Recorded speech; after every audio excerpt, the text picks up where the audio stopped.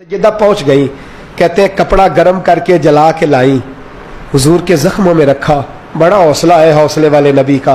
फरमाती हैं गीला कपड़ा करके लाई, उससे हुजूर के चेहरे अनवर से खून को साफ फरमाया। फिर फरमाती हैं हजरत फातिमा रदी अल्लाह ताला अन्हा ने नबी पाक को मरहम पट्टी की। फरमाती हैं इन सारी चीज़ों से फारग होके कपड़े साथ लाई थी, हुजूर का लिबास तब्दील किया। जब रसूल पाक सल्लल्लाहु अलैहि वसल्लम गार में टेक लगा के आराम करने लगे, अल्लाह ने पत्थरों को नरम कर दिया। तो फरमाती हैं फातिमा उठ के बाहर गई। जनाब अली फरमाते मैं गया तो ओहद की पिछली जानिब दीवार पे सर रख के फातिमा रो रही थी। फातिमा रो रही थी। मैं करीब गया तो मैंने कहा वहां तो तेरे बड़े हौसले थे, तेरा एक आंसू भी नहीं गिरा, और यहाँ तेरा क्या हाल है? फरमाने लगी अली तूने हुजूर के जख्म नहीं देखे, तूने रसूल पाक की तकलीफ को नहीं देखा। वहां रोती तो हुजूर परेशान होते, यहाँ अपने रब की बारगाह में आंसू बहा रही हूँ। हजरत अली कहते हैं आंसू मेरे भी निकले। मैंने कहा बेटी जाने और बाप जाने। वो कहते हैं फातिमा को बताना ना। फातिमा जाती है तो हौसला दीदनी सारी जिंदगी इस दीन मतीन के लिए सैयदा तैयबा ताहिरा का उसवा नूर रहा। घर में मेरे रसूल करीम सल्लल्लाहु अलैहि वसल्लम कायनात के इमाम है। तवज्जो है आप हजरात की? नींद तो नहीं आ रही?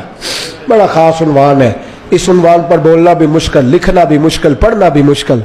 खास मुनफरद सा उन्वान है हजरत फातिमा ज़हरा।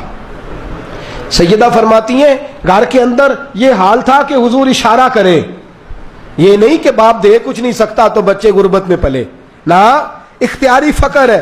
हुजूर इशारा करे तो कायनात की सारी नेमतें ढेर हो जाए। और आप फरमाती हैं मैंने ये मंजर देखा भी है। ये मंजर मैंने, बोलिए ये मंजर मैंने, हुजूर की बादशाही को मैंने देखा है। एक दफा यहूदियों की औरतों ने शरारत की कि हजरत फातिमा को बुलाते हैं और उनकी गुर्बत का मजाक उड़ाते हैं। माज़अल्लाह सुम्मा माज़अल्लाह। कहती हैं घर आई औरतें, कहने लगी हुजूर अपनी बेटी को भेजिए, हमारे घर में शादी है, हम चाहती हैं ये वहां लोगों को तबलीग करें, दीन का पैगाम दे। अब इस्लाम पर तो हुजूर जरूर भेजा करते थे, चाहे कोई धोखे से ही बुलाता। मेरे हबीब पाक सल्लल्लाहु अलैहि वसल्लम ने कहा फातिमा जाओ। हजरत फातिमा कहती है हाँ तो कर ली, पर मेरे वजूद पे कपड़े फटे हुए थे, कई जगह पे पेबंद थे, और मुझे पता था ये औरतें किस मिजाज की हैं। फरमाती हैं मैंने ना, हुजूर ने कहा तो मेरी आंखों में दो कतरे आंसुओं के आ गए। मैंने कहा या अल्लाह अपने लिए नहीं, तेरे नबी के दीन के वकार के लिए। या अल्लाह ये औरतें ये बड़े बुरे ख्यालात और नजरियात की हैं, ये मजाक उड़ाएंगी दीन इस्लाम का, मेहरबानी फरमा, नजर करम फरमा। हजरत फातिमा फरमाती अभी मेरी बात भी मुकम्मल नहीं हुई, रसूल पाक फिर तशरीफ ले आए और फरमाया फातिमा क्या क्या सोच रही थी, क्या कह रही थी? का हुजूर कोई खास नहीं। फरमाया नहीं कुछ तो तू कह ही रही थी, कुछ तो तू सोच ही रही थी। कहती है मैंने बादशाही के नजारे घर में देखे, कुछ तो सोच रही थी। हुजूर क्या हुआ? फरमाते हैं हुजूर ने चादर मुबारक खोली, अंदर से जोड़ा निकाला। फरमाया पता नहीं तूने क्या सोचा है, जिब्रील जन्नत से जोड़ा लेके पहुंच गए। हुजूर ने विसाल से 3 दिन पहले हजरत फातिमा को बुलाया, कान में कोई बात कही तो हजरत फातिमा रोने लगी। हजरत आयशा कहती है फिर कान में कहा तो हंसने लगी। हुजूर के विसाल के बाद मैंने पूछा फातिमा क्या बात हुई थी? फरमाया नबी पाक ने मेरे कान में कहा था फातिमा मेरे जाने का वक्त आ गया है। तो मैं रो पड़ी। फिर हुजूर ने फरमाया जन्नत में तू सबसे पहले मुझसे मुलाकात करेगी। तो फरमाती है मैं हंस पड़ी। हुजूर का विसाल हुआ। हजरत अनस बिन मालिक चूंकि छोटे से थे, घर के काम काज करते थे शुरू से, वो आए तो जनाब अली फरमाते फातिमा कहने लगी हुजूर को दफन करके लौटे, तदफीन से फारग हुए, कब्र मुबारक में उतारा, हुक्म पूरा किया। कहते वापस आए तो जनाब अनस से सैयदा फातिमा कहने लगी अनस तूने भी मेरे रसूल पे मिट्टी डाली है? अनस तेरी जुर्रत हो गई थी? फरमाते उस वक़्त फातिमा का पहला आंसू गिरा, और फिर 6 महीने हुजूर के बाद हयात रही, मैंने उसके आंसू ही गिरते देखे। लोग सो जाते, वो हुजूर के रोज़े पे जाके बैठ जाती।